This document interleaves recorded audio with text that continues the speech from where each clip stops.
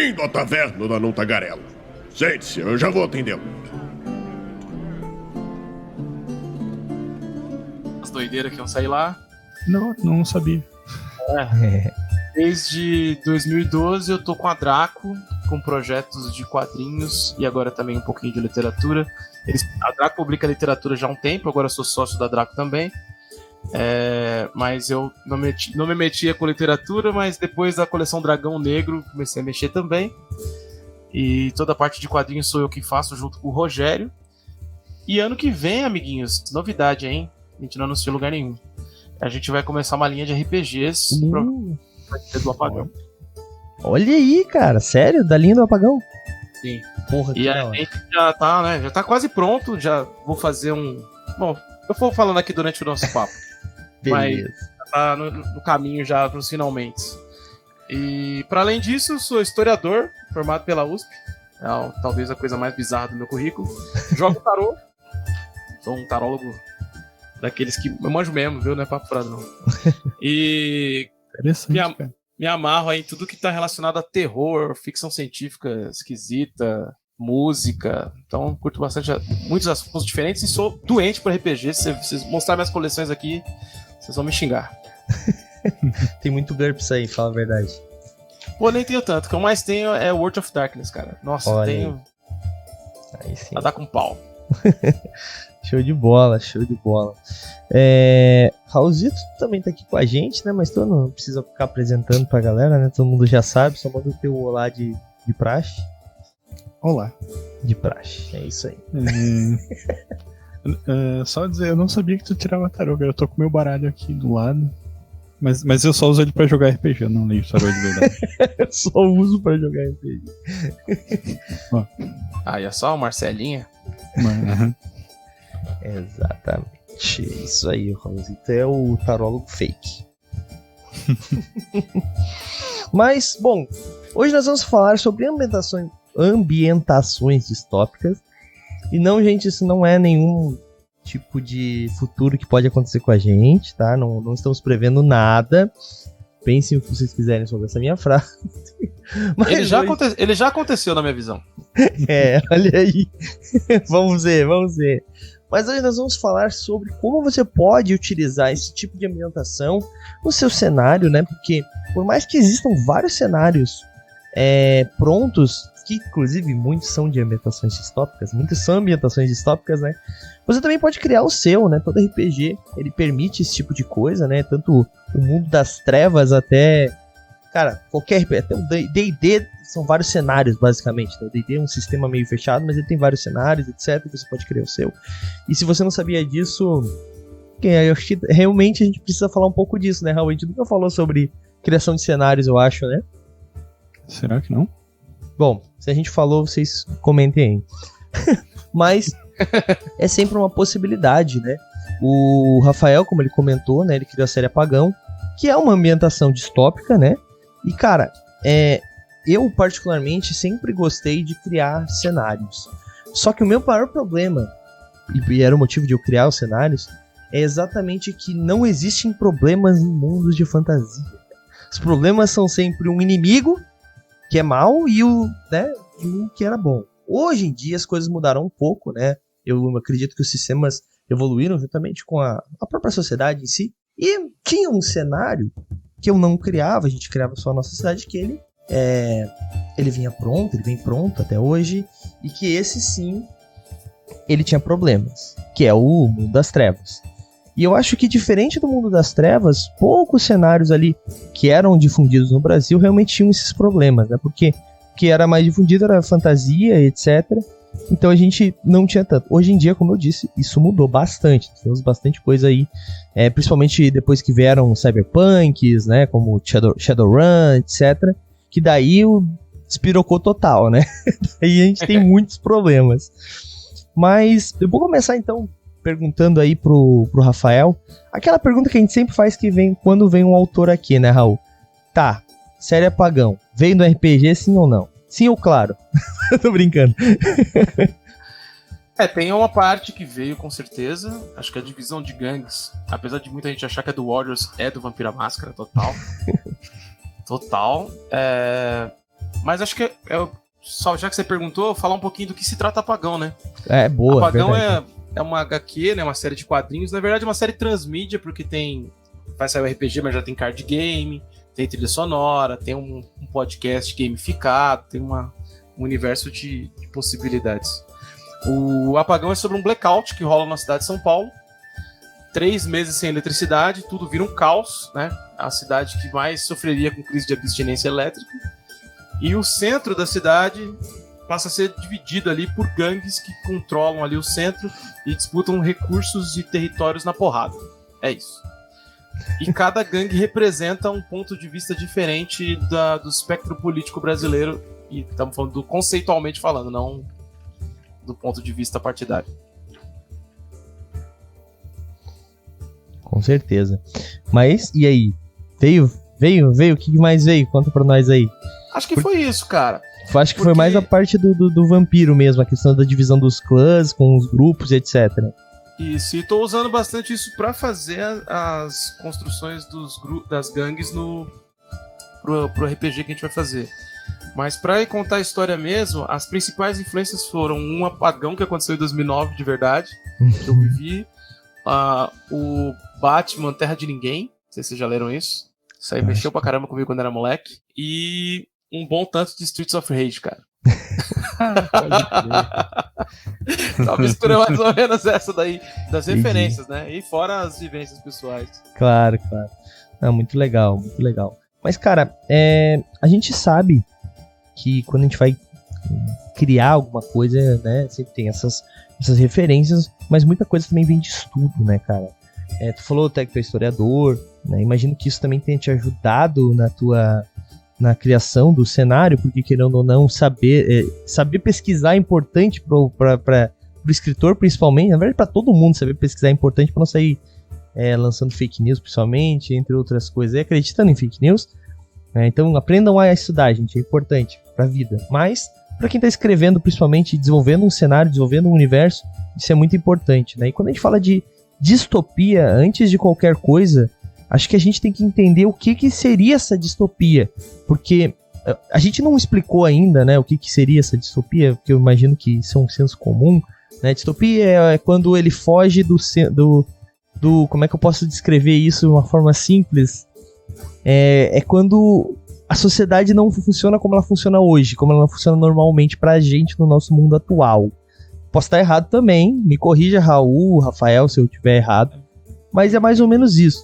Oi, Raul, desculpa. Eu ia perguntar se eu posso começar dizendo o que é distopia de acordo com o meu conhecimento, depois o Rafael aí, que deve ser mais especialista da visão dele, né? Mas a distopia, na verdade, ela é, de certa forma, um exagero dos medos da sociedade, né?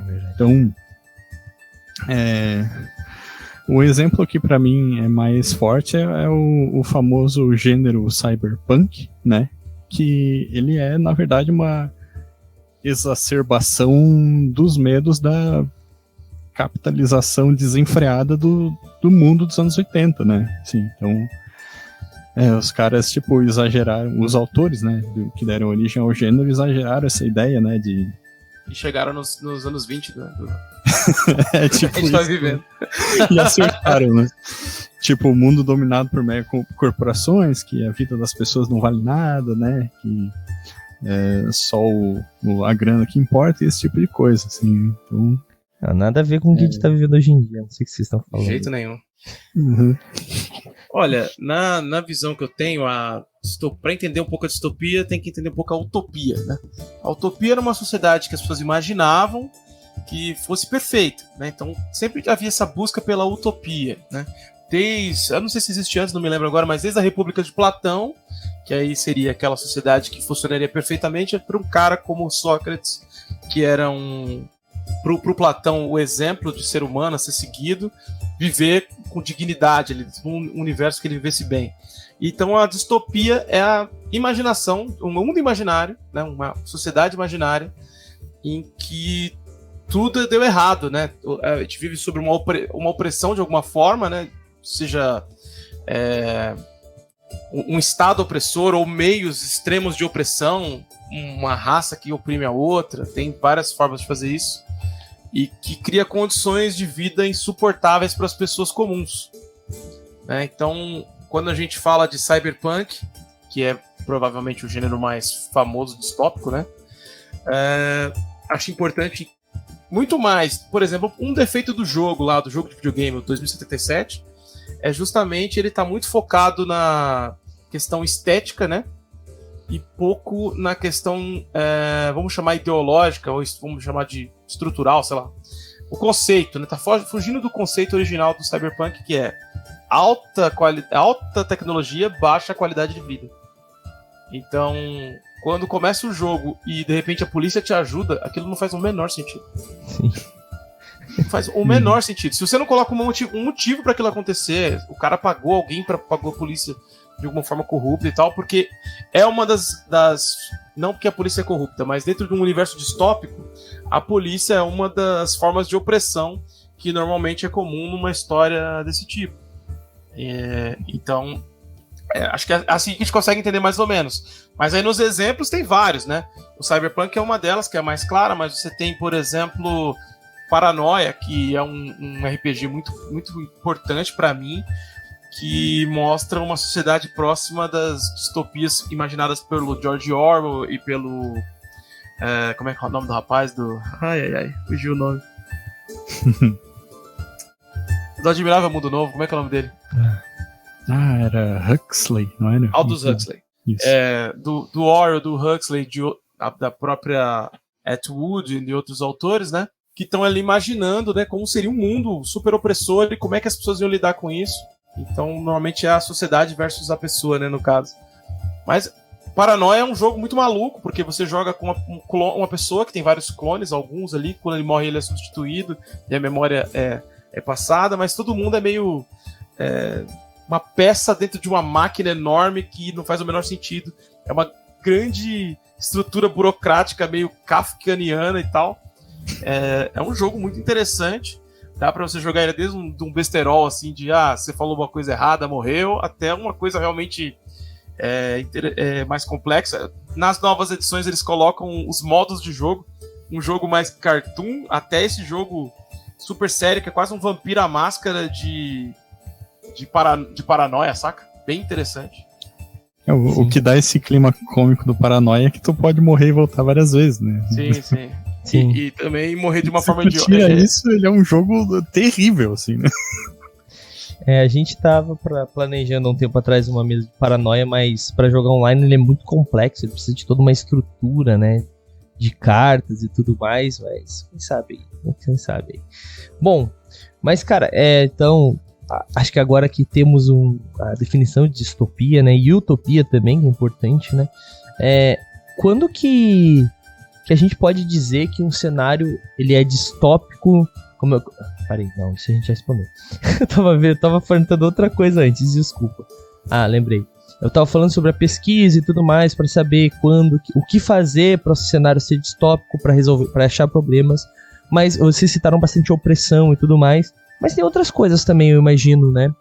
Às vezes, uma distopia também pode ser no caso de uma falta extrema de algum alimento, de algum tipo de coisa, né? É sempre um problema muito sério que as pessoas estão vivendo, né? Que faz com que a balança se inverta totalmente e todo mundo precise literalmente sobreviver, né? Eu pelo menos vejo um pouco. Deixa eu te interromper pra dizer que tu falou que tinha poucos cenários de fantasia com problemas desse tipo. Eu vou citar o Dark Sun, que a gente teve campanha aqui, né? Exatamente. Ele vai bem nessa linha. O Dark Sun, ele é bem nisso, né? Porque são tribos que sobrevivem, né? E é literalmente bem difícil, assim. Agora nós temos outros... Normalmente quando tem alta magia, né, a gente tá mais pra uma utopia e menos pra uma distopia.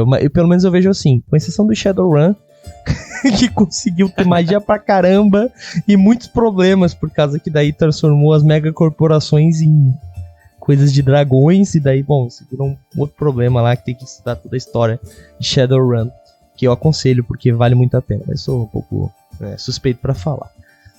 Mas, quando a gente estuda, então, essa é a questão. A gente precisa estudar realmente essas questões pra gente chegar em como fazer esse cenário se tornar distópico, né? Porque como a gente falou, a gente deu vários exemplos aqui, e também distopia não é simplesmente assim, sei lá, a minha tribo está sendo atacada por orcs, a não ser que a tua tribo esteja escravizada por orcs ou escravizada por humanos e você é um orc, você é um orc, você joga com orcs que estão sendo escravizados por humanos, ia ser da hora, hein, essa... Vou anotar essa. Brincadeira. Mas, cara, então, tipo assim, tem que ser uma coisa realmente que não seja uma coisa cotidiana ou que esteja acontecendo agora.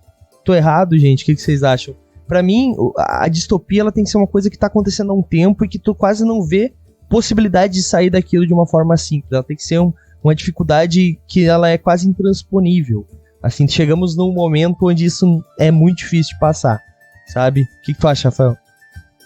Olha, eu acho difícil fugir do agora, porque na verdade não é que ela não se passa agora, ela é uma alegoria para entender problemas que a gente tem agora. Então, por exemplo, você vai fazer, no caso do apagão, eu tirei um elemento que meio que isola a gente aqui em São Paulo.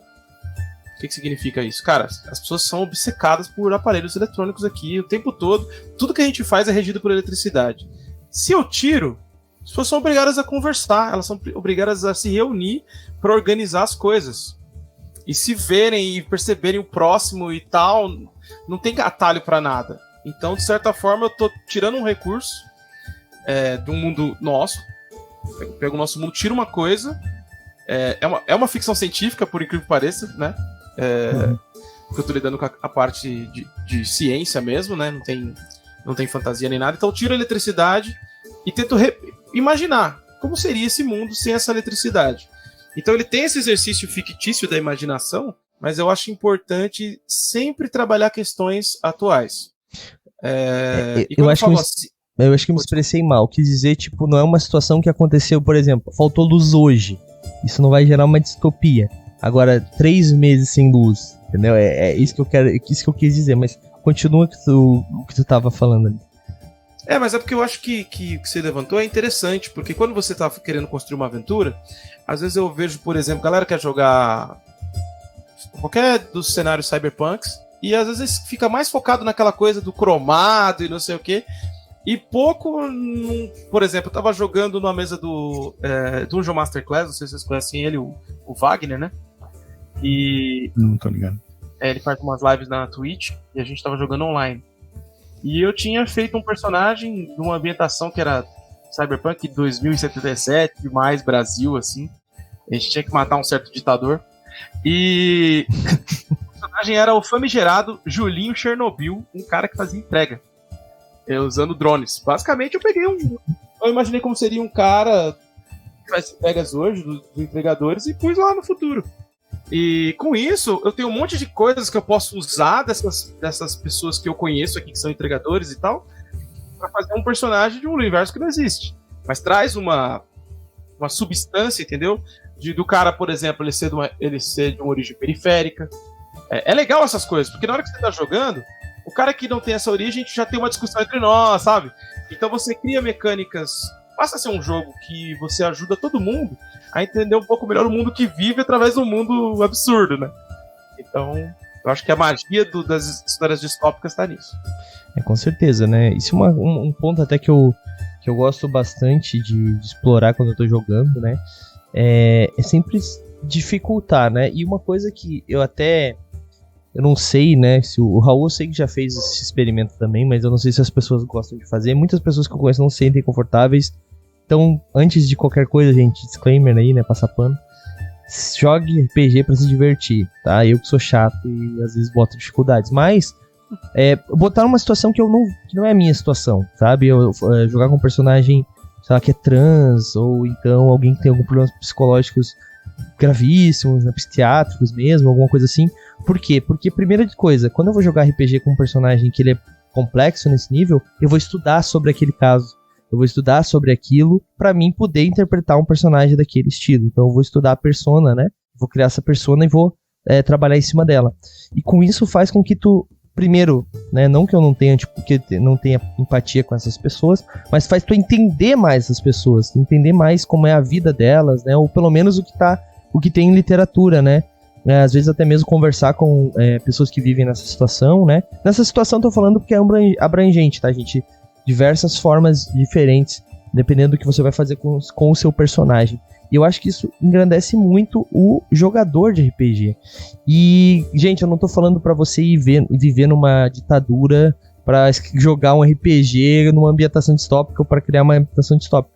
Eu tô dizendo pra você estudar sobre isso. Como é que foram as ditaduras, como é que foi, por exemplo, a ditadura no Brasil, né? Pra entender um pouco mais as informações, pra saber o que aconteceu, como é que seria se acontecesse de novo. Pra você desenhar uma ambientação distópica, por exemplo, de uma coisa opressora nesse sentido, né? E entender um pouco mais como é que as instituições funcionariam nessa forma. Esse é um exemplo, né? Então, claro que eu tô falando de um personagem, mas a gente tá falando de ambientações, mas as analogias funcionam. Então, sempre que você for fazer uma coisa que quiser sair realmente da caixinha, faça isso, estude, converse com pessoas que viveram na época, ou que viveram coisas parecidas, né? Se não for possível, vá para literatura, documentários, etc. Até para mestrar medieval, aconselho você a fazer isso, para criar ambientações medievais. Né? Ah, mas é alta magia, não preciso saber como é que era uma casa realmente na época medieval, se é alta magia. Precisa. Por mais que você não vá usar, você precisa ter aquela informação, sabe? É interessante. Então, fica a dica aí, galera, né? Quando for criar uma ambientação distópica, estuda um pouco isso. Eu não digo que precisa, mas enriquece, né? É verdade, obrigado. O estudo de qualquer coisa sempre vai te enriquecer, não importa por que tu tá estudando, né? Eu acho que é diferente, por exemplo, eu joguei RPG muito quando era criança, mais ou menos com uns 12 anos, eu sou da geração seguinte à geração Xerox, aquela geração da Dragão Brasil. Acompanhei desde o número 1 na banca, aquela coisa, a Dragon Magazine. Acompanhei bem essa fase, vivi muito essa fase. E a gente jogava RPG de uma maneira muito própria, né? Então, no começo era muito zoeira, muita bobeira. Só que conforme a gente foi amadurecendo, a gente começou a querer trazer umas coisas muito diferentes. Então, um jogo que eu gostava muito quando era garoto e a gente jogava literalmente para vingar o Brasil era Desafio dos Bandeirantes. Imagino que muita gente jogava o Desafio dos Bandeirantes jogando com Bandeirante. Na minha mesa era o seguinte, era sempre a gente contra os brancos. Então eu escolhi, hoje nós vamos jogar com os índios para fazer a resistência, vamos jogar com os africanos escravizados, o que a gente vai fazer? Então a gente escolhia, e foi muito natural para nós, saca? Não foi uma coisa, estamos falando dos anos 90, não existia nenhum conceito de lacração, né? Era a gente mesmo, tinha raiva daqueles caras, né? Conhecia a história, te aprendia na escola, né? E achava interessante essa proposta do que permitia ali no jogo da gente fazer uma espécie de resistência, tentar impedir os caras de colonizarem o Brasil, saca? E a gente jogava assim, era muito legal. Então, eu acho bacana jogar pra se divertir. E acho que dá pra fazer isso de uma maneira muito interessante. Mas acho muito mais bacana de conseguir se divertir e pensar coisas diferentes, aprender coisas diferentes, né? Então é sempre legal ter alguém que tem um ou mais pessoas que não tem nada a ver com você na mesa, porque sempre rola uns momentos que você fala, caraca, eu nunca faria isso, nunca pensaria isso. Então, eu acho que isso tem a ver até com a forma como se monta um grupo num imaginário de RPG, né? Você pensa lá num fantasia, tem um mago, um ladrão, um não sei o quê. Cara, no mundo real existem essas pessoas, são todos amigos de origens diferentes e tal. Então, bota uma mesa com uma galera assim diversa também, pra você ter visões de mundo complexas e tal. Acho que, bom, são reflexões, né? Acho que a gente vai trazendo, você tá falando, eu vou trazendo problemas para as pessoas, mas acho que você, na verdade, tá trazendo ferramentas para as histórias ficarem mais interessantes, para sair da mesmice. Porque às vezes ficar matar, pilhar, destruir é legal, mas matar, pilhar, destruir toda semana é um puta saco, né? Ou que seja matar, pilhar e destruir em um cenário bem construído, né? Já que vai ser matar, pilhar e construir. Matar, pilhar e construir. Você mata e tem uma crise de consciência, destrói e fala, nossa, vou ter que reconstruir. E pilha e fala, nossa, tirei o sustento daquela família. Parece coisa que tu mata e depois aparece o Goblin com os filhos, assim. Exatamente. Tu destrói eu fiz isso em Old Dragon com o Douglas, que ficou chocado. Não, eu morri. Eu literalmente morri por causa disso. Mas, cara, isso é muito, assim, por mais que você faça por exemplo, eu vou citar uma das mesas que eu joguei que me fez gostar muito de GURPS, tipo, desculpa, gente, todo mundo tem defeitos, tá? Eu joguei uma sessão que a gente foi contratado pelo rei pra resgatar uma princesa que estava raptada por mercenários e estavam num topo de uma torre. Literalmente, resgate a princesa. Clichêzão. Só que o que aconteceu? A gente descobriu, né? A gente foi sondando, porque o GURPS não dá pra te meter a cara e sair dando porrada pra entrar na torre e pegar os bagulhos. Porque é GURPS, tu morre, né? Então o que a gente fez? A gente começou a fazer um plano, a gente foi sondando, entrando pessoas escondidas na guilda de mercenários, etc, etc, etc. O que a gente descobriu? A princesa não estava raptada, ela estava namorando, casada, não me lembro exatamente, com o líder do bando e estava fazendo um plano para saquear o pai dela e fazer uma revolução, e tipo, a história ficou tão foda que no final das contas a gente tava tão envolvido naquilo, mano, que virou uma coisa muito mais do que simplesmente entrar e resgatar uma princesa. Se fosse em D&D, a gente ia entrar, o guerreiro ia, sei lá, sair matando todo mundo com 3 passar, a gente ia entrar com o mago lançando bola de fogo e ia pegar a princesa à força e entregar pro rei, e é isso. Porque é isso que é sem críticas ao D&D por causa disso, tá? Porque dá pra fazer campanhas tão profundas em D&D quanto qualquer outro sistema.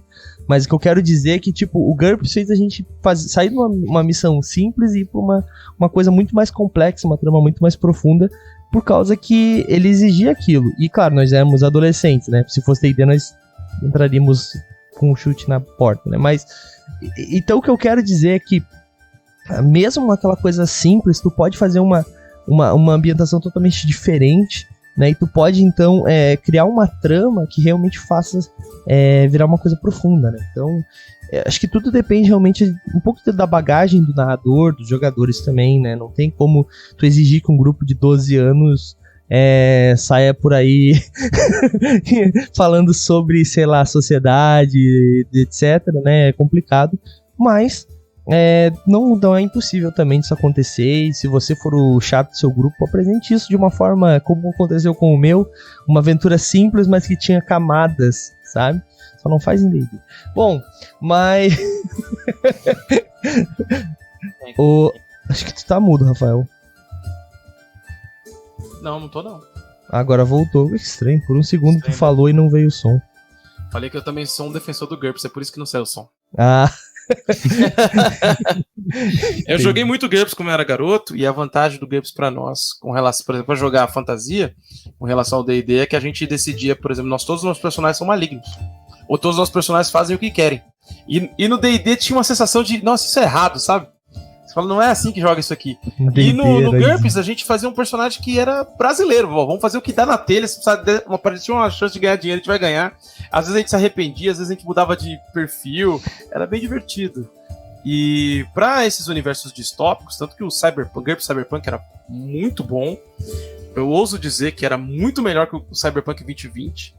Que as pessoas vão ficar chateadas de ouvir isso. É que o sistema do 2020 era mais chato que o GURPS. Era. E o GURPS, na verdade, o segredo não precisa usar todas as regras, mas se você precisar, tem uma regra lá.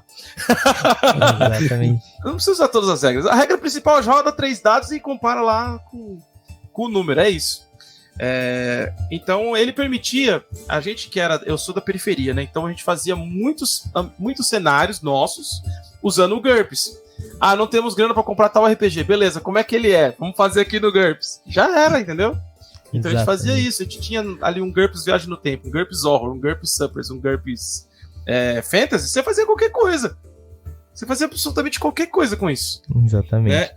Então, pra nós era uma forma de se libertar, né? E dentro dessa pauta de jogos distópicos, o GURPS, por ter vários suplementos com ambientações diferentes, você podia misturar às vezes, né? A gente fazer uma aventura, que nem você tá falando, uma aventura de fantasia, de repente ela tem esse clima de distopia naquela cidade que você vai contar. Por exemplo, você chega numa cidade que tem um governo ditatorial, e aí você meio que é contratado pelo governo, depois você percebe que tá trabalhando para oprimir as pessoas, e aí vai uma coisa assim e tal, já é interessante. O Dark Sun, por exemplo, que foi citado aí pelo Raul, também é muito massa também, mas também só fui ver isso quando era velho. A gente só sabia disso à distância, cara, tudo em inglês, né? Sim. Tudo inacessível, né?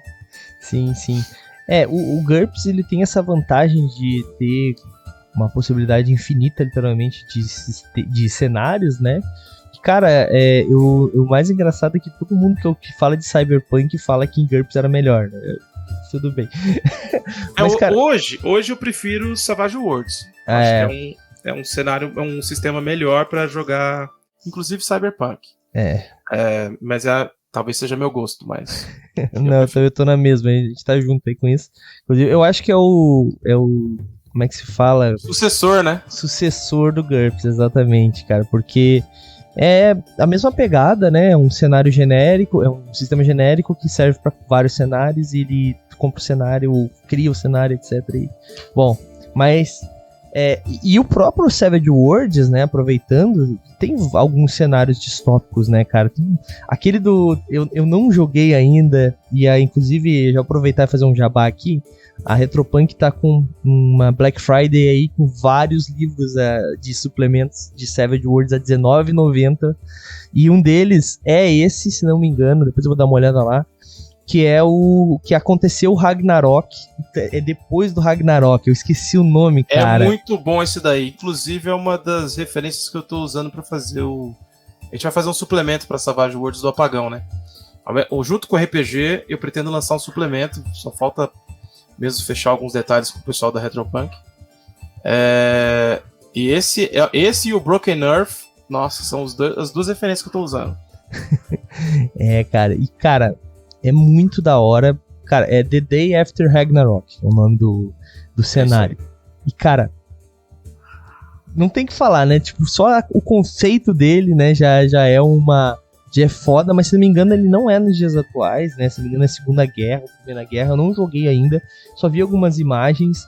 E o Herbst, que é um narrador que joga com a gente, principalmente Savage Worlds e jogos da RP, ele me falou, cara, no dia eu falei, não, eu preciso comprar isso, mas eu não quero comprar nenhum cenário, porque eu tô escrevendo alguns suplementos também, e eu não quero como é que se fala, quando tu puxa muito, por causa que tu lê um negócio, tu copia, sabe, não é copiar, mas eu não quero me contaminar, vamos dizer assim, com outros cenários por enquanto eu quero não quer ser influenciado. Influenciar, obrigado. Eu não quero me influenciar por enquanto, né? Quero deixar ele mais completo possível, porque daí depois pega elementos, mas de outras coisas, né? Então, mas eu tô... Cara, os cenários de Savage Worlds... O que a gente tá jogando atualmente, inclusive na Guilda dos Guardiões, que é a nossa campanha de quarta-feira, é Deadlands, né? O Deadlands, ele não é bem uma distopia, né? Mas é também, dependendo de onde tu tá do mapa, né? Isso que é legal do cenário, né? Porque essa questão da Rocha Negra, a questão dos mortos-vivos, né? E, cara, toda essa pegada, tudo isso tá acontecendo no meio do Velho Oeste, cara. Do Oeste Selvagem, né? Melhor dizendo. É muito da hora. Então, tá aí um bom exemplo de que tu consegue ter distopias em diferentes épocas né, diferentes cenários, vamos dizer assim, de diferente tempo. Eu não sei, hoje eu tô difícil as palavras pra mim. Porque a gente tem um exemplo aí de Velho Oeste, de Segunda Guerra Mundial, de futuro, né? Eu acho que futuro é mais fácil de fazer, porque tu consegue fazer literalmente o que tu quiser, tu não precisa pegar uma coisinha e dar uma mexidinha pra, né? Ele é mais fácil, tu consegue simplesmente criar da forma que tu quiser. Mas no passado também dá pra fazer bastante coisa, né? Inclusive, uma vez eu joguei, cara, eu não me lembro mais. É o que se chama de retrofuturismo, né? Retrofuturismo. Tem bastante cenário distópico retrofuturista dentro do steampunk, dentro do... Aí tem vários, né? Tem várias pira aí muito louca. Sim. Mas uma vez eu joguei, cara, uma distopia que era um RPG de Idade da Pedra. Tu tinha poucas palavras pra falar.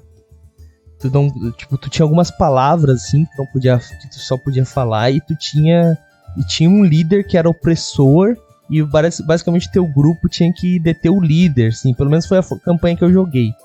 Cara, eu não me lembro o nome desse jogo, mas ele era muito legal, porque tu não podia conversar com um grupo on-game, sabe? Porque não tinha comunicação ainda. Então, um cara que... Daí um sabia fazer fogo, o outro sabia fazer lança, cada um fazia uma coisa assim. Então era tipo um grupo que tava tentando meio que derrotar aquele líder que era o mais forte. E porque... eu não me lembro exatamente qual era o objetivo, mas se não me engano, a gente queria fazer uma sociedade... Ficar em um local, porque alguém tinha aprendido a plantar, alguma coisa assim. Mas, e eu achei muito engraçado que... Eu não me lembro se o cenário era... Porque faz muito tempo já que eu joguei esse jogo, era... Sei lá, tinha 16 anos. Aquele Terra de Yugi? É isso? Talvez seja, porque eu não me lembro se o cenário ele era uma distopia, realmente. Deixa eu ver aqui, Terra de Yugi. OG, né? Eu não me lembro se é esse, cara. Eu acho que é esse mesmo. Mas a parada é que cada personagem só sabe uma palavra e tal. Eu acho que é isso, cara. Só que a gente fez... O meu narrador tinha feito uma adaptação, eu acho que desse. Porque era era diferente um pouco o sistema. E ele meio que criou esse cenário distópico na Idade da Pedra, cara. Na pré-história. Tá certo essa palavra? Pré-história sim, né? Pré-história. E, cara, eu achei muito da hora, assim, porque tá aí outro exemplo, né? Que a gente consegue criar realmente em qualquer época, em qualquer período da história da humanidade, né? E, inclusive, na história pro historiador. Esse é um conceito que o pessoal não usa mais, sabia? Aí, ó. Como é que fala ultimamente? Porque havia um tempo em que se definia a pré-história como antes da escrita. Era uma definição de antes da escrita. Mas isso também é um tanto quanto complexo de determinar. Quando começa a história realmente, né? O que é escrita também, né? Tem um livro muito legal sobre isso, é aquele Sapiens. Sim. Esse livro é bacana, vale a pena dar uma olhada. É um dos autores aí, é um dos pensadores que tem discutido como entender essa parte da origem do homem, né? Início da agricultura, tudo isso que a gente foi, nomadismo, depois fica sedentário, aquela coisa toda, desses períodos da história lá do, né, paleolítica, né, esses troços assim, né? Mas o que eu quero dizer é... Não se preocupa muito com essas nomenclaturas, não, porque isso é coisa técnica. Na verdade, o importante é a informação ficar correta, assim, né? Eu falei meio brincando, pra pegar no pé mesmo. O Raul Mas, já que tava puxando essa discussão, Douglas, deixa eu fazer uma pergunta aqui, então, pro Rafael aí, o nosso especialista. Vai lá. O que diferencia, então, uma distopia de um mundo que ele só tem um problema, assim, sabe? Porque eu fiquei pensando nisso que o Douglas falou e questionei aqui internamente se, tipo, esse cenário... a história ele pode se encaixar. É uma boa pergunta, porque a gente estava pensando em como trazer questões importantes para um cenário que não é distópico. Mas o cenário distópico, toda a ambientação é assim. Não existe um espaço onde não exista isso. Talvez só o espaço onde está uma casta superior se torna uma espécie de como fala? De Eldorado, saca? Tanto que isso é bem comum em narrativas distópicas, em Cyberpunk tem vários, em cinema, em quadrinhos, sempre tem aquele, cidade do alto, a cidade baixa. Não tem umas coisas assim em ambientação distópica? Sim. Até porque pra oprimir, alguém tem que estar oprimindo, né? E normalmente esse opressor oprime para que ele tenha vantagens.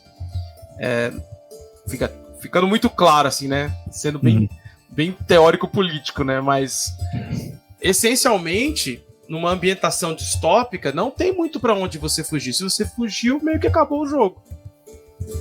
Certo? Você encontrou um caminho pra fugir e talvez que não seja exatamente como você espera, aquele outro lado, né?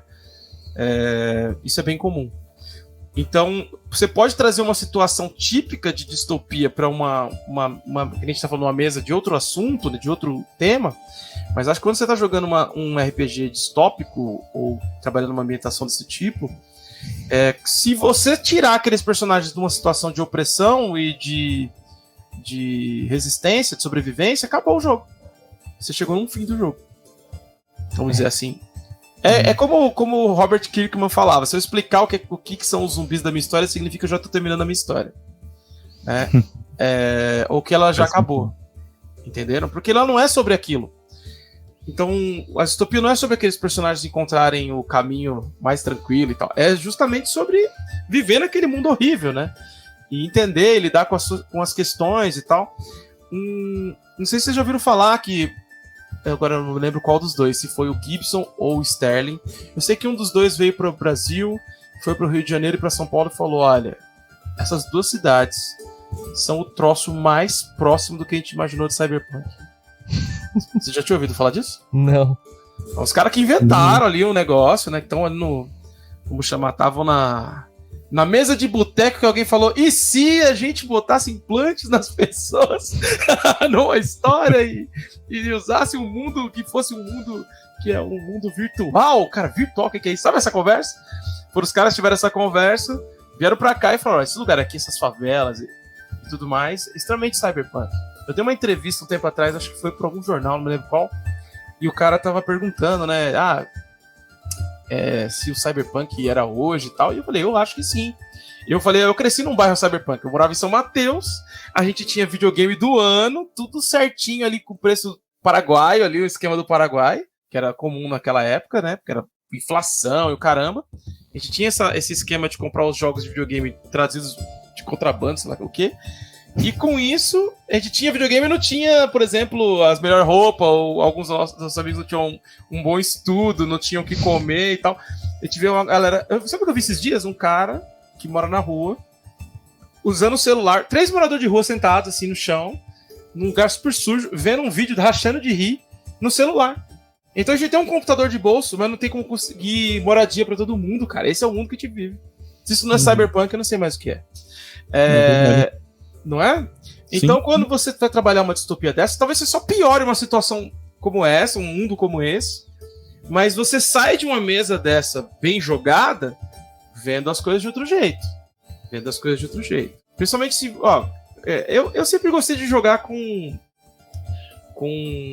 minorias, sociedades oprimidas. Então vou jogar lobisomem, roedores de ossos. Vai jogar vampiro, eu quero jogar Dinosferato. Eu sempre joguei, assim, né? Sempre curti. E isso acaba te trazendo uma visão de como as coisas são, né? Eu felizmente e infelizmente eu sempre tive essa visão.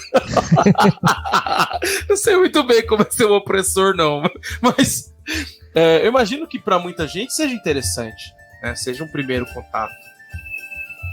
Isso ajuda o cara a não fazer igual um vídeo que eu vi hoje, o cara falando: olha, eu falei o nome do meu cachorro na frente do entregador de comida. Meu Deus, nossa. E aí eu preciso descobrir quem é esse cara, porque provavelmente ele vai usar isso pra chamar o meu cachorro e roubar a minha casa. Ele vai até a pizzaria, descobre o nome do cara, compra um panetone pra dar de presente pro cara, porque ele acha que o cara... Cara, isso é um pensamento que eu não consigo imaginar, cara. Eu consigo imaginar o cara que é entregador, que falou do cachorro do cara e cagou e andou pra aquele maluco, porque ele tem mais 1000 entregas pra fazer naquele dia. Ele tem que pagar boleto, mano. Ele lembra disso. Na moral, velho, se o cara tá entregando, é porque ele optou por não roubar. Se o cara tá tentando ser legal, né, cara? Tá ligado? Não, é uma pessoa que optou pelo caminho mais difícil possível de ser periférico, de ser alguém sabe, menos abastado, vamos usar um termo bem técnico. Ele optou o caminho mais difícil, cara. Então, assim, o cara pensar isso... Então bota ele numa mesa aqui pra gente jogar, você vai jogar aqui com esses mano aqui e tal, a gente vai construir uma mesa assim, e pra mim fazer quadrinho sempre foi escrever sobre isso, galera. Por exemplo, no meu primeiro quadrinho, Ditadura no Ar, sobre ditadura brasileira. Meu segundo quadrinho independente foi um Nada a Ver, e o terceiro já foi o Apagão, que já tava pensando também nas coisas sobre... Olha só como brincam no Apagão. O objetivo do negócio todo é fazer discussão sobre o que é melhor pra gente seguir como futuro, né, na sociedade, se tudo desse errado. Então tem um grupo que pensa: não, e se a gente gerisse igual gere uma comunidade da quebrada? O outro não, e se a gente usasse todos os valores das tradições e das culturas das ruas? E o outro, e se a gente fosse opressor e totalitário como o fascismo ou qualquer outro grupo assim? E tem um outro grupo que vai falar: olha, a gente tem um Deus aqui único, indiscutível, e é assim assado. Então são vários valores e várias formas de ver a sociedade sendo usados para contar um gibi da porrada. Entendeu? Sim. Então, é meio que isso que a gente tem que fazer quando tá jogando também, eu acho, sabe? Você tem ali umas discussões muito pesadas no meio de um negócio, não, mas eu dou um tiro no cara, joga dado, aquela coisa toda, né? Tem esse lado, mas ao mesmo tempo tem que ter consequência, tem que ter um negócio, valores que você tem que discutir, pensar e falar, caraca, velho, eu tô optando por... que eu tava jogando com o Wagner, a gente entregou um cara pra Arasaka, que basicamente a gente ferrou com a vida do cara. A escolha era, olha, você tá sabendo que os caras estão com a filha e com a esposa do cara, você vai entregar ele, você vai resgatar, o que você vai fazer? E a gente teve que entregar, cara. E aí ficou esse clima, no final da aventura, que era pra gente estar mó feliz com aquele clima de... Escolha moral.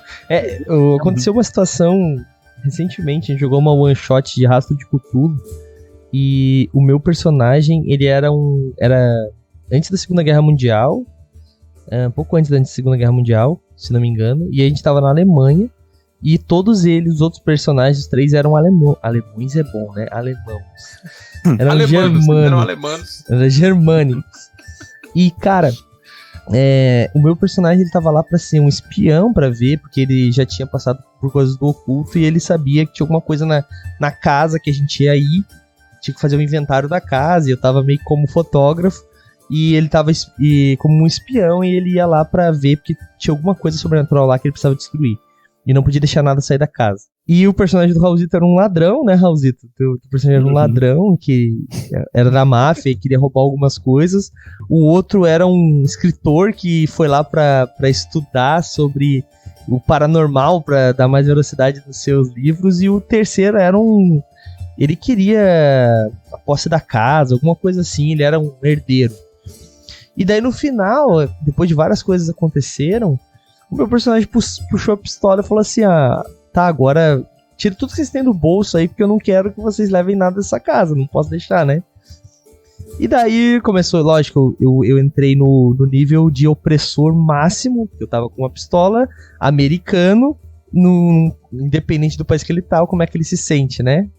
Superior, então começou a xingar os caras. Americano com uma arma, cara. Tipo, exatamente. Então, casa, né?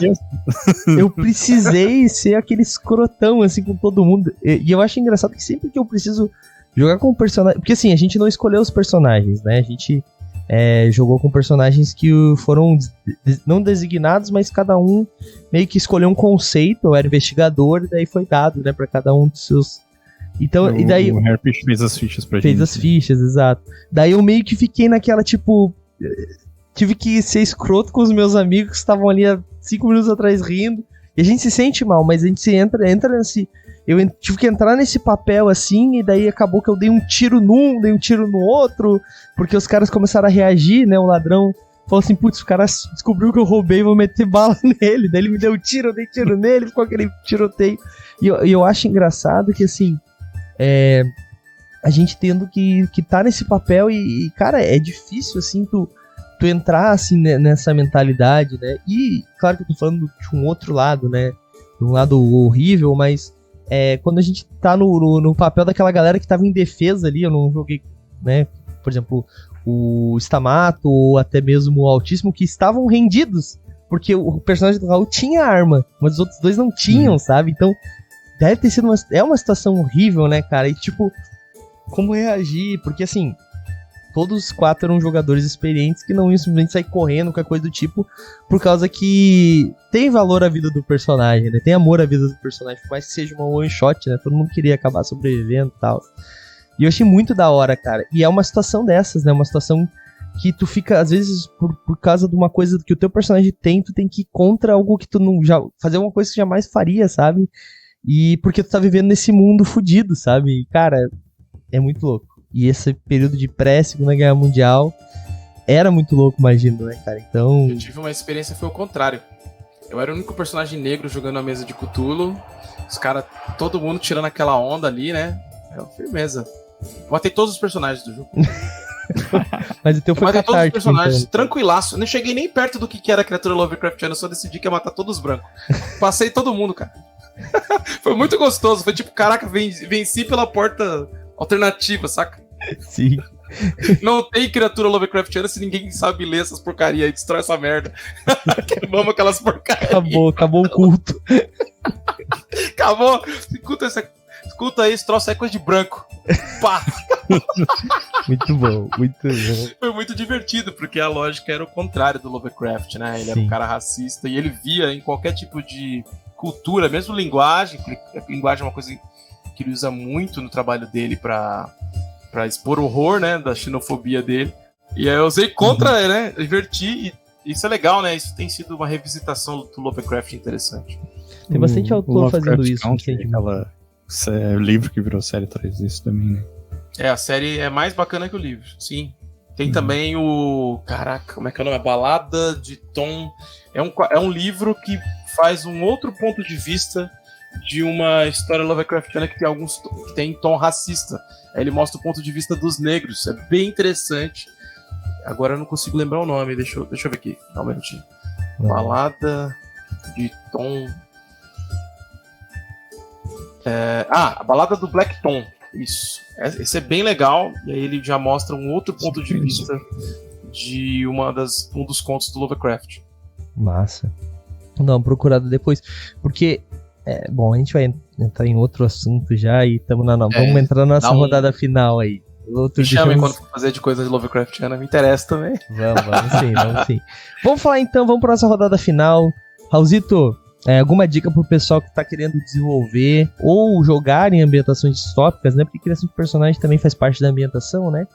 Então, dá uma dica pro pessoal. Se tiver mais alguma dúvida pro Rafael também pode perguntar, aquela última pergunta, e daí depois nós vamos pro jabás aí. Cara, eu vou dar uma dica de leitura então, pode ser? Pode, sim. Um livro do Mark Fisher chamado Realismo Capitalista.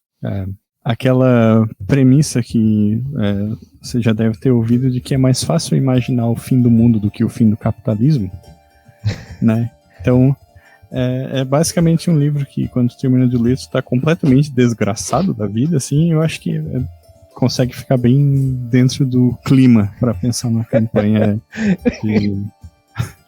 uma campanha distópica.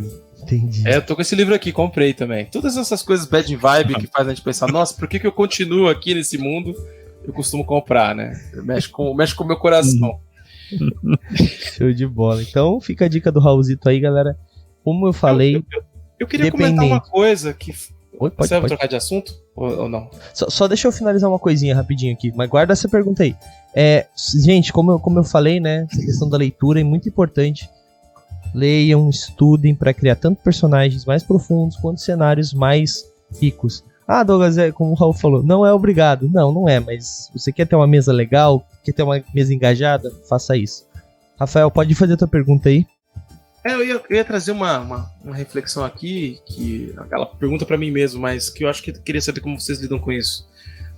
Eu me interesso muito quando vou fazer alguma distopia, ou alguma ambientação desse pós-apocalíptica, coisa do tipo, em trazer pro Brasil. Eu também.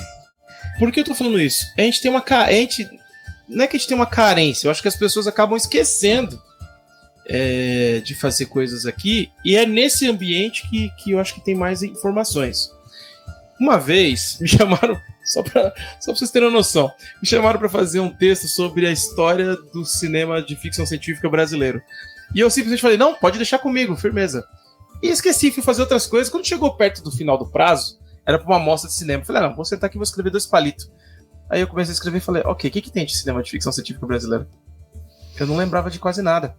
Aí eu passei 24 horas, eu vi acho que algo em torno de 8, 9 filmes sem parar, e lendo e escrevendo e tal, e não sei o quê. E terminei com um texto sobre por que a ficção científica é proibida aqui no Brasil. E isso tem a ver com a formação do Brasil. Porque por muito tempo a gente não pôde ter desenvolvimento acadêmico científico aqui, não tinha universidades, a gente não teve indústria aqui por muito tempo, enquanto já tinha no resto do mundo aqui, ainda foram segurando e tal. Então, de certa forma, é mais fácil pensar uma história fantástica, uma história de terror aqui no Brasil do que uma história de ficção científica. E aí eu fui pesquisando e saquei que tipo de histórias de ficção científica foram feitas aqui. Literalmente são distopia, cyberpunk, viagem no tempo e tem mais uma. Ai. Mas as principais são essas 3. Viagem no tempo é sempre pra corrigir a história do Brasil. Sério, muito louco, né? Distopia é sempre algum aspecto nosso piorado, então tem distopia de religiões fanáticos religiosos, tem distopias das mais variadas, opressões, caras. Na ditadura tem um filme muito bom que se chama, é um filme feito, é a primeira ficção científica feita na Bahia. Como é que é o nome? Abrigo Nuclear. Galera, vocês nunca ouviram falar disso? Eu também não tinha ouvido falar. E é um baita filme. Você fala, eu não acredito que tem aqui um THX brasileiro, tá ligado? É aquele nível de piração. Muito, e toda a indumentária e a ambientação é feita com material reciclado. Muito da hora. E é antigão, é anos 80 e tal. Nunca tinha ouvido falar. Até mais recente tem o 3%, né? Que virou série do Netflix. Recomendo, inclusive, o 3% do YouTube, que é bem mais legal. Sim. Desculpa a interrupção aí, continua. Não, ótima interrupção. E aí, cara, tô só trazendo assim, quero saber se vocês pensam isso também. Depois eu comento o que eu costumo fazer. Então, mas eu percebi falar. que a gente não conhece. A gente não se preocupa, a gente não entende. Assim, é até uma coisa que quem for escutar os nossos episódios antigos ou ver várias, eu sempre critico isso. A gente tem pouquíssimas coisas que passam no Brasil, né? Tanto que sempre que eu tenho a possibilidade, eu faço alguma coisa no Brasil, né? Um exemplo, a gente jogou Terra Devastada, a gente tem uma série de Terra Devastada que é, né, do nosso querido John Bogeia, né? E, amigão, cara, eu conheci ele se eu falar onde eu conheci ele, vou quebrar das regras do deixa quieto. Basicamente, a gente estava comemorando alguma coisa na Paulista, muito feliz, aí eu conheci ele pessoalmente pela primeira vez. Nós trabalhamos num quadrinho, num RPG, o Abismo Infinito tem uma HQ minha. Porra, Abismo Infinito é tua HQ? Aquela HQ é minha com o Dalton. Caraca, olha que só, da hora. Não sabia. A gente teve um one shot de Abismo Infinito aqui. Sim, né, inclusive tá completa lá na rede de vídeos. Começa com isso, termina com tudo. Terminei recentemente a edição, tá lá.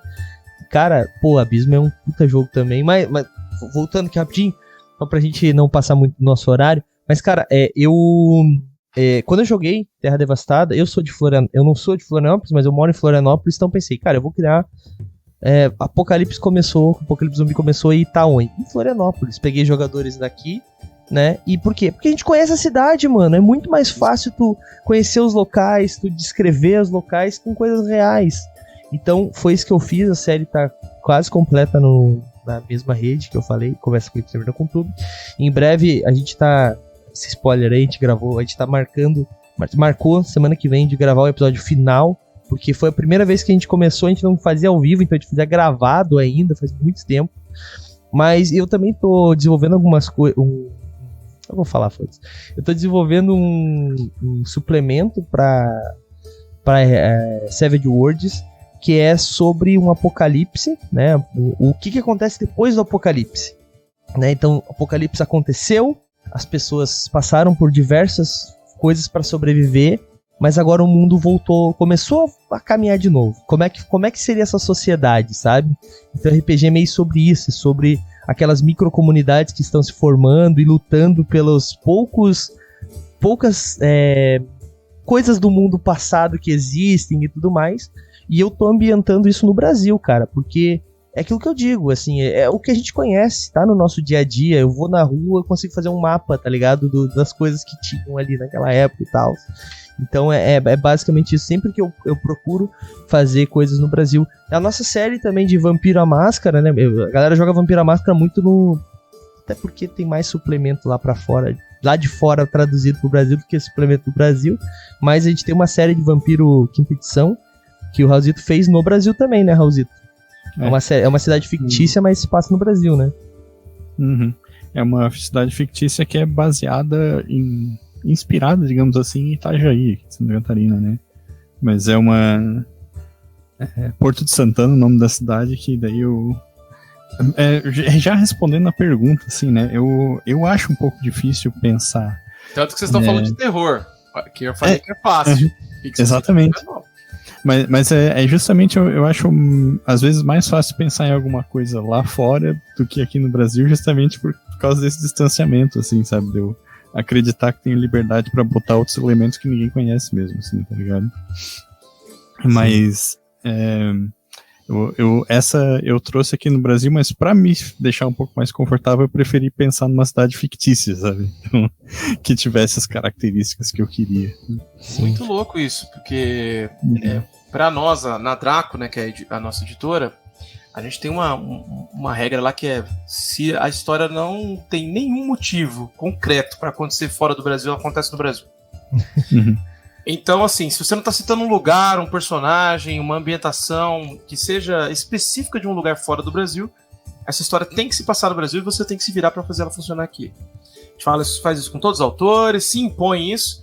E, cara, com isso, eu descobri uma coisa. Fazer história se passa no Brasil faz você criar histórias originais. Porque não tem muito pra onde ir. Quando eu começo a falar, por exemplo, de Olho de Vidro... Olho de Vidro é um cyberpunk que eu fiz uma história e que vai sair um audiojogo, que é basicamente um livro-jogo versão podcast. A gente já fez o Apagão, chamar Entre o Lobo e o Cão, e o Olho de Vidro vai ter o próprio.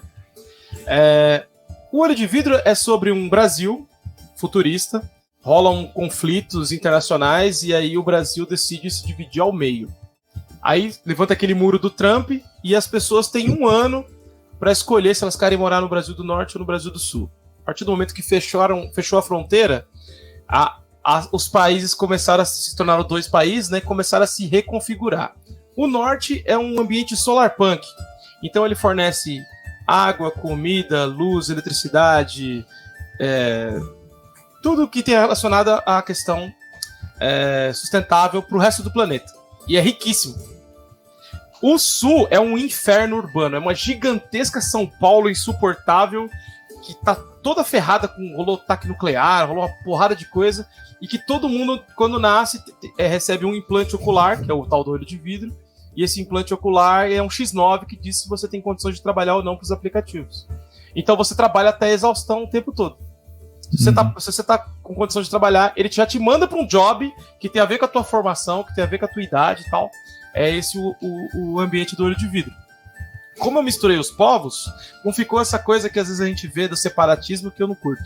A ideia mesmo era separar esses 2 conceitos de Brasil. E o personagem principal é o Bidu, que basicamente é um trambiqueiro que mora na fronteira, do lado do sul. E que ele vive além de pequenos golpes, ele vive também de fazer um turismo macabro no sul, né? Traz a galera do norte e faz turismo macabro. E ele é o típico brasileiro que tem um esquema pra sobreviver a qualquer coisa. É isso, cara. É um cyberpunk brasileira que, quanto mais... tem um bairro pernambucano na minha história, Manguetown. Aí, da hora. Saca? Aí você começa a pensar, o que tem nesse bairro pernambucano? Porque Pernambuco tem uma relação muito forte com o cyberpunk, por causa do movimento Mangue Beach, que literalmente é um movimento influenciado pelo cyberpunk. Então você começa a cruzar e sacar coisas e tal. Aí tinha aqui perto da minha casa, olha as referências de onde vem. Tinha perto da minha casa um lugar onde, do lado de um metrô, de um trem, descarregamento de vou explicar melhor. É um depósito de material que recebe material de uma linha de trem. Então eles provavelmente recebem cimento, areia e tal. E quem descarregava esse material e ganhava um troquinho eram os moradores de rua que moravam na frente. É muita gente. Coisa de 50 barracas, assim. E os caras viviam literalmente daquilo, e aquela comunidade se chamava Cimento. Ó, que parada louca. Isso é real, tá, galera? Eu não tô contando do meu jogo, eu tô falando da vida real. E aí, um dia, esses caras iam ser expulsos e por algum motivo pegou fogo em todas as barracas, todo mundo perdeu tudo, morreu um cara. Caralho. E aí não existe mais o cimento. Cara, fiquei com isso no meu coração, galera. Porque é o tipo de coisa que eu fiquei com esse... Eu passava na frente tudo de falar, olha a condição dessas pessoas e tal. Aquela coisa... Quando eu fiz o Olho de Vidro, eu coloquei o bairro Cimento. É literalmente a fronteira. As pessoas vivem na fronteira. E elas vivem de fazer esses trabalhos de descarregar, de não sei o quê. E é um mega favelão da fronteira. Porque eu vi isso acontecer aqui. Então, a vantagem de você escrever ou jogar uma ambientação distópica brasileira é porque tá tudo à sua volta. É uma questão de você ter sensibilidade e depois de você jogar ou criar alguma coisa nisso, talvez você, quem leu, né, ou jogou, nunca mais veja da mesma forma. Isso que é interessante. Né? Isso que é interessante. Então, o Apagão, mesma coisa. Eu ficava assim, o que tem embaixo de um... Você já viu o Teatro Municipal? Fica bem no centro. O Teatro Municipal é um lugar lindíssimo, na frente tem uma Casa Bahia. Entre os dois tem uma escada que leva a lugar nenhum, parece uma dungeon, juro pra vocês. É um portão de metal horroroso com uma corrente passada assim, tudo sujo, porque a galera usa de banheiro ali, é de madrugada, tudo sujo, tudo fedendo, não sei o quê. e um breu lá embaixo. Eu passo naquilo pensando, que lugar é esse? Aí quando eu fui escrever o Apagão, eu falei, os macacos urbanos, que é a gangue do Centrão, eles moram lá. E aí eu fui descobrir que aqueles são os subterrâneos do teatro. Olha só. E aí, cara, tu começa a descobrir tua própria cidade pra criar uma história. Entendeu? Eu sou um cara que passa pelos lugares e fala, o que é isso? Que lugar é esse? E questiono. Então você tem que ser essa pessoa se você quer criar coisas novas. Tá vendo o seu mundo e tá pensando no que dá pra fazer. Então a ambientação distópica no Brasil tem muita coisa, é só sentar e fazer. Dá pra fazer... mas eu quero jogar os jogos que todo mundo joga. Beleza, faz no Paranoia, só faz no Brasil, como seria? Teria esquema, teria várias corrupções malucas. Seria um Paranoia que, de repente, você seria promovido e, na verdade, outra pessoa ganha, porque, sabe? Teria vários esquemas. A burocracia, então, no Brasil é a pior, velho. É a pior de todas. Acho que o Kafka não sabe do que tava falando. Se ele passasse uma semana aqui tentando botar a mãe dele pra fazer o exame no SUS, ele ia saber o que era bom pra tosse, saca? Então, é muito louco isso. A gente tem as ferramentas pra contar histórias brasileiras e às vezes eu não me conformo quando eu recebo um pitch lá da Draco e o cara me botando lá em Massachusetts. Bicho, tu não sabe nem onde é. Agora, se for Campinas, tu sabe. Se for Rio Branco, no Acre, tu sabe como é que é. Você vai lá viajar, você vai gastar uma passagem, você consegue descobrir um mundo de coisas. Ceará, Fortaleza. Eu fiz um Cyberpunk em Fortaleza, cara. Eu descobri um monte de coisa quando fui pra lá. Fiquei doido, sabe? Sabe aquele lugar que você fala, esse lugar é extremamente Cyberpunk? Tem um lugar que chama Praia do Futuro. Não tem como não ser Cyberpunk. Tem um outro lugar que chama... Como é que é? Dragão do Mar. E é uma escultura... É um ambiente todo de concreto. Cara, 1000 ideias. Só falta você buscar elas. Exatamente, cara, exatamente. Sabe que, a título de curiosidade, uma vez eu e um amigo meu escrevemos uma HQ chamada Olho de Vidro. Não uma HQ, era um projeto para um concurso que acabou não sendo selecionado, deixou o projeto de lado. Mas pensei na coincidência aí. Muita coincidência. E o pior, teve uma coincidência desse próprio projeto parecida com o que você falou agora. Inicialmente eu só conseguia pensar em gambiarra. Gambiarra, caraca, gambiarra. Aí deu um Google, e tem um filme de Cyberpunk brasileiro chamado Gambiarra. Olha só. Aí eu falei, já não vou fazer. Aí depois, quando eu tava em Minas Gerais, esse ano, foi no FIC, Festival Internacional de Quadrinhos, eu tava avaliando portfólios lá na rodada de negócio, chega um cara assim, eu sou o roteirista do Gambiarra. Caraca, velho! Tu não sabe, quase que eu boto teu nome na tua história na minha, né? Porque essa é uma das características do Cyberpunk brasileiro, é que a gente nasceu pra gambiarra. Então aqui, meu irmão. Faz sentido. Por exemplo, como não tem uma história ainda brasileira, que se... Eu vou dar um... Eu tô fazendo assim... Bom, vamos lá. Que é numa estação espacial ou alguma coisa espacial e que ela é literalmente um lugar sustentado por gambiarra. Como não tem? Sabe? Que tipo assim, se de repente chegar alguém que faz a fiscalização, mata todo mundo porque tá tudo errado. É um negócio puxando um fio que não sei pra onde, que vai não sei o que lá. Sabe? É um gato pra puxar oxigênio, pra fazer um puxadinho. Não é demais? Muita coisa. Deixa eu contar uma anedota então, antes do Douglas terminar aí. O primeiro batera da banda que eu toco, ele era um cara mestre em gambiarra, assim, tá ligado? E a gente foi gravar as demos, né? O primeiro disco que a gente gravou na casa dele, tudo ligado no computador com os timbres emulados. Ele tinha uma bateria eletrônica e tal. E ele tinha ele fez, assim, uma caixota enorme, assim, cheia de fio dentro, que tinha a placa de vídeo desmontada e mais um monte de entrada dos cabos dos instrumentos ligado ali, e aquilo estava ligado no computador, sabe? E estava ligado numa placa Firewire no computador que tinha aquela entrada largona, assim, sabe? Só que a entrada desse negócio que ele fez era diferente, então tinha a parada ali, o cabo, e do lado um toco de madeira, assim, enfiado no computador pra segurar o negócio no lugar, sabe? E daí, tipo, eu nem...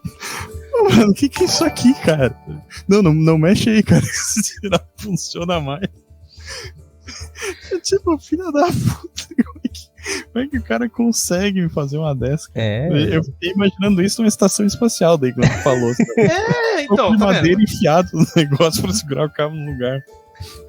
Show de bola. Bom, Mas antes que a gente entre aqui em mais ideias legais pra caramba para escrever aí situações distópicas, vamos pra nossa rodada final com o Rafael também.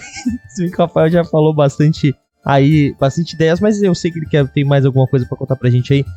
Rafael, rodada final, alguma ideia pro pessoal aí de ambientação distópica, alguma dica, alguma coisa que tu queira dar, e já aproveita e depois já engata num jabá aí pra gente fechar com chave de ouro, onde a galera vai poder encontrar o Apagão, agora que o financiamento coletivo já foi um sucesso absurdo, né? 200 e poucos por cento? 200 e um monte por cento, né? 276%.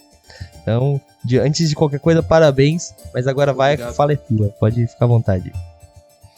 Olha, a ambientação distópica, bom, acho que eu dei uma bem legal. Essa própria da estação espacial, ela pode ser um lugar insuportável. De repente teve alguém que decidiu controlar tudo e conduzir da pior maneira e mais corrupta e confusa e bagunçada possível, e é extremamente ditatorial. E aí as pessoas têm que sobreviver a essa estação espacial de brasileiros, né? Como seria a nave... Rolou uma diáspora do planeta Terra. E a nave brasileira, como seria essa nave, cara? Só aí já dá pra fazer um monte de coisa maluca, né? E pirar nisso. Mas dentro da própria ambientação do Apagão, uma coisa que por exemplo, uma coisa que eu gosto de fazer, que acho interessante que eu vou fazer agora nas próximas, é pegar alguma coisa que tenha a ver com o nosso país e trazer pra essa ambientação. Uma que eu vou fazer eu nem gosto de futebol, mas acho perfeito. Como é o futebol no mundo do Apagão, por exemplo? Isso não vai acabar. Como é que seria? E aí, assim, essas pequenas sacadas, que eu acho que são uma dica para quem quer contar uma história distópica, né, no Brasil, são interessantes. Então você pensa, tô fazendo essa ambientação, vamos imaginar aqui... pode até ser um cyberpunk, beleza? Como é que é um jogo cyberpunk no Brasil, 2099, quando vê um time jogando de uma cidade pra outra, que tipo de segurança ele tem que ter? Aí tem que fazer a segurança dos caras indo pro jogo, ou de repente um cara sofre overdose lá de implante lá, e como é que faz? Sabe? Então, aí você pode contar ali a história de um jogador que ele é super honesto e ele decide jogar sem implante no pelo e joga pra caramba, só que aí os caras fazem um plano pra matar ele. Cara, tem várias ideias. É desde você olhar pro seu quintal aí, né? Agir local e pensar global, agir local, saca? É isso. Você fala com o seu bairro, de repente você tá falando pro mundo inteiro. Isso serve pra sua mesa também. Pega uma coisa que só existe no seu bairro, na sua cidade, e tenta contar ela trazer ela pra essa ambientação distópica. Vai ficar muito interessante. E vai engajar muito seus jogadores, porque eles conhecem isso. Eles mesmos vão trazer elementos pra complementar, né? Que eu acho que é fundamental numa mesa contemporânea, né? Vamos dizer assim, a mesa dos tempos atuais, é que os jogadores também são parte de quem está construindo a narrativa, né? É o que eu tenho achado legal nos jogos atuais, né? Não sei se é uma postura ou se os jogos incentivam, mas eu percebi que as pessoas fazem mais isso do que antes. Acho que os jogos estão incentivando um pouco mais, chama-se narrativa compartilhada, principalmente. Eu aprendi isso com o Fiasco. Então, eu passei a gostar bastante disso. Acho bem legal. Então, eu acho isso importante. Falando do Apagão, bom, nós vamos estar na Comic Con, mesa C25, se você tiver a oportunidade disso, se você estiver ouvindo isso antes da Comic Con de 2022, dá para me encontrar lá na mesa C25, mas os quadrinhos da Draco você encontra no site da Draco, editoradraco.com, e lá tem de tudo quanto é assunto relacionado a temáticas brasileiras. A gente só publica autores brasileiros, essa a nossa parafilia, vamos chamar assim. Então você vai ter terror, fantasia, ficção científica, faroeste, diversos gêneros, né? Sempre com uma proposta que mistura ser divertido e pop, mas trazendo alguma coisa para você pensar e tal. Então, do meu lado aqui como autor tem Apagão, Ditadura no Ar, Olho de Vidro. Eu tenho um monte de coisas que eu fiz, e tem umas coletâneas legais, Periferia Cyberpunk, por exemplo, do que a gente está falando.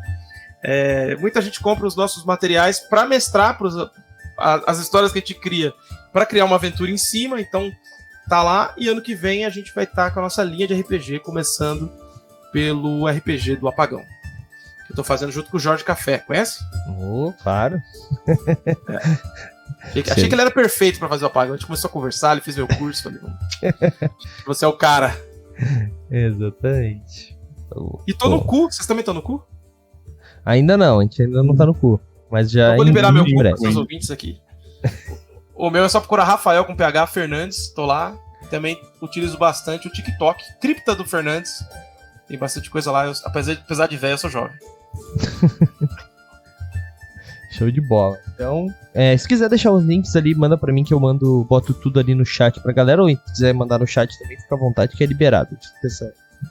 Firmeza. Essa trava, vamos dizer assim. Bom, vou fazer um jabá aqui então, rapidão, então, pra gente encerrar com chave de ouro. Depois eu libero pro Raulzito também. Galera, Apagão, então, vocês podem encontrar futuramente, imagino que na Editora Draco, mas na Comic Con, acho que dá tempo. Você vai estar ouvindo isso aqui, provavelmente indo pra Comic Con, né? Porque esse episódio deve sair nos agregadores de podcast no dia 1º de dezembro. Então a Comic Con começa dia 2 ou 3, ou dia 1. Não é mais. Bom, Spoiler Night, nunca sei, sempre me perco. Por aí. Sei que é de quarta a domingo. Então você vai ouvir isso, vai lá e procura a Draco lá, procura o Rafael, já pede pra assinar, beleza? E cara, fiquem de olho, né? Sempre digo isso, entre no catarse.me/ o da Editora Draco não tem o... Não existe um link dedicado pra não seu... Deveria, né? Fazer. Mas se você procurar lá, por exemplo, Apagão, você vai encontrar as campanhas anteriores, você clica lá na Draco, que é quem fez a campanha, você consegue ver todas que já fizemos e as que estão rolando agora. A gente faz todos os meses. Exatamente, galera. Isso é muito importante porque daí você recebe a notificação de quando sai uma coisa nova. Então, peguem os autores que vocês curtem e façam isso. Muito importante, tá bom? Deixa o link ali direto do perfil da Draco lá no Catarse, tá? Mas também deixei o link da Editora Draco para vocês entrarem e conhecerem os livros, as obras da editora e os quadrinhos também, em breve os RPGs. Isso. E só uma coisa, se quer encontrar a Editora Draco em qualquer lugar, é @Editora Draco com C. Estamos em todas as redes sociais. Tá? 90% delas sou eu que vou responder, algumas sou o Eric.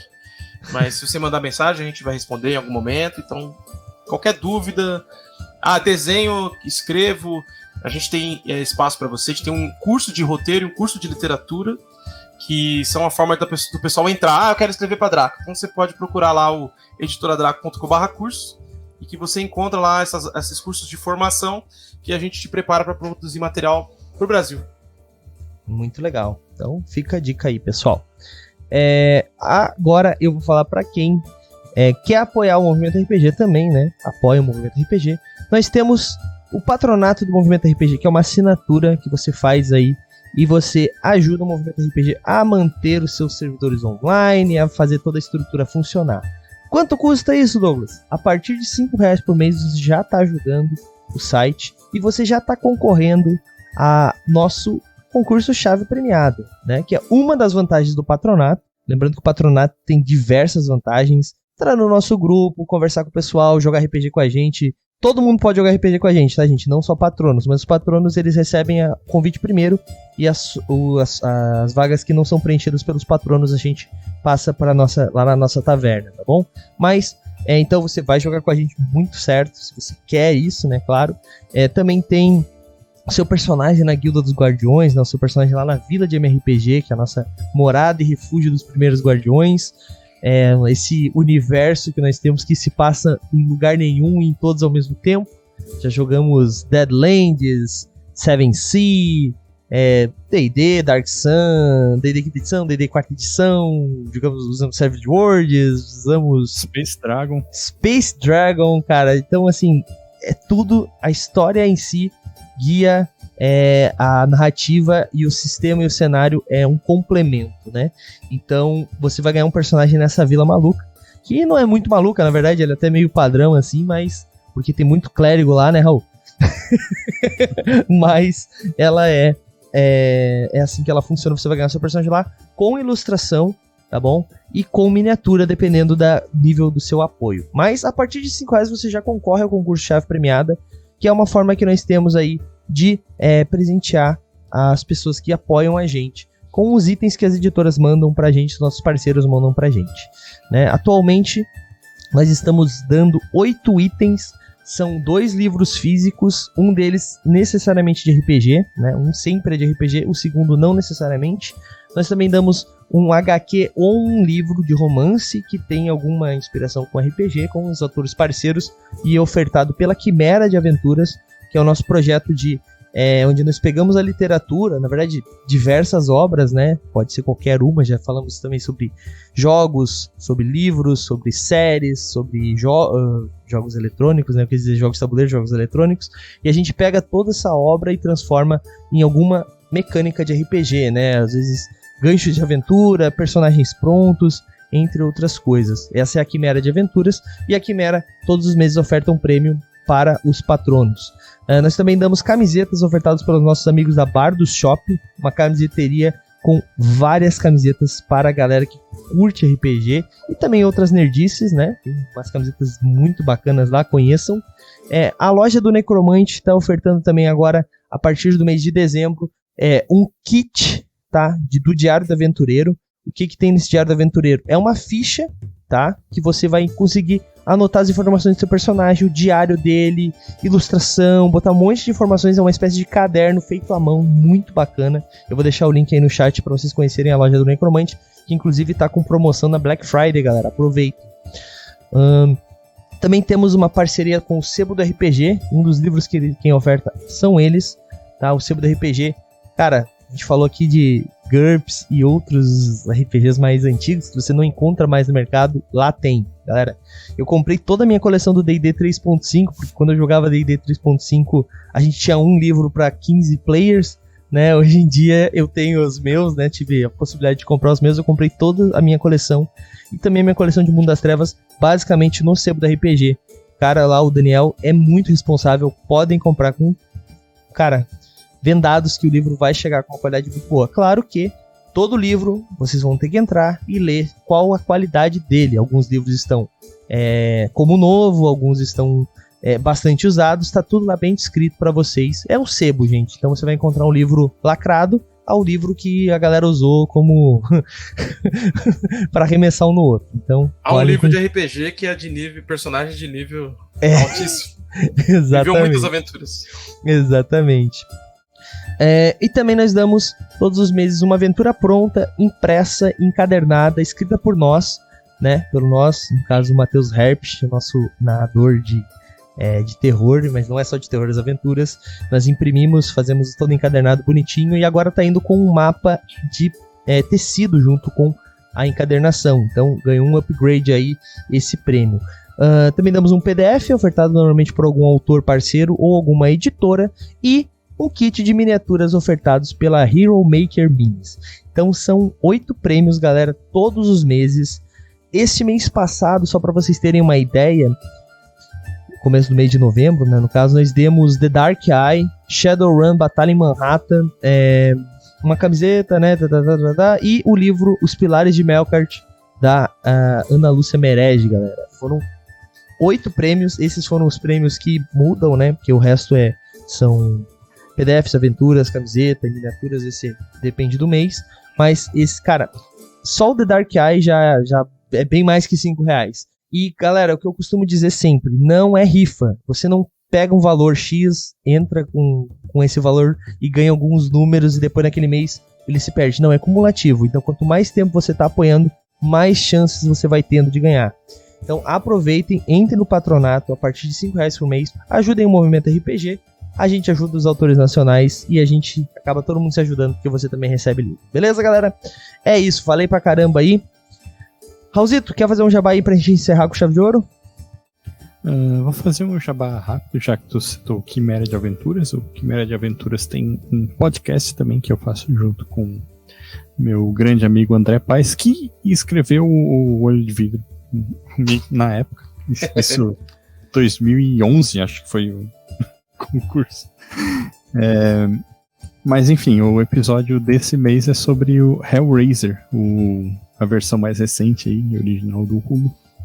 E espero que curtam. Vou aproveitar e botar aí o link também do livro que eu citei, o livro Capitalista, do Mark Fisher. Aí depois, quando esse podcast for pro site, daí o Douglas faz o banner bonitinho lá pra vocês clicarem e ajudarem o movimento RPG também. É isso aí. Aproveitar também, Raulzito, quer falar da Etérica aí pra gente ou quer que eu fale? Não. Sacanagem. Eu falo então. Pode Gente, falar. nós temos também a nossa revista digital, a Etérica, que é uma revista de contos e RPG. Né? O que você vai encontrar nela? Contos de autores que já têm livros publicados, autores completamente independentes, pessoas que escreveram pela primeira vez para a Etérica. E todo conto ele acompanha uma mecânica de RPG. O que isso significa? Parecido com o Quimera, né? É um precursor do Quimera, né, Raulzito? Se parar pra pensar. Mas a ideia é o quê? Por exemplo, vai ter um conto, essa próxima edição que vai sair em dezembro, do Bernardo Stamato, que é no cenário de Old Dragon 2, né? E vai acompanhar o conto, logo abaixo do conto vai vir uma mecânica para você utilizar em Old Dragon 2, escrita, dessa vez eu tenho muito orgulho de falar, pelo nosso querido Antônio Pop, autor de Old Dragon 2 e um dos sócios proprietários da Burô. Então vale muito a pena, galera, só por esse esforço no meio do financiamento coletivo, ele parar alguns segundos para escrever uma mecânica para vocês exclusiva. Então vale muito a pena. Entre outras coisas, nós temos colunas diversas sobre RPG, nós temos todos os meses uma falha crítica expandida, que é uma espécie de tirinha. Temos um RPG de uma página que tá irado, o RPG de uma página, o nome dele é Amnésia.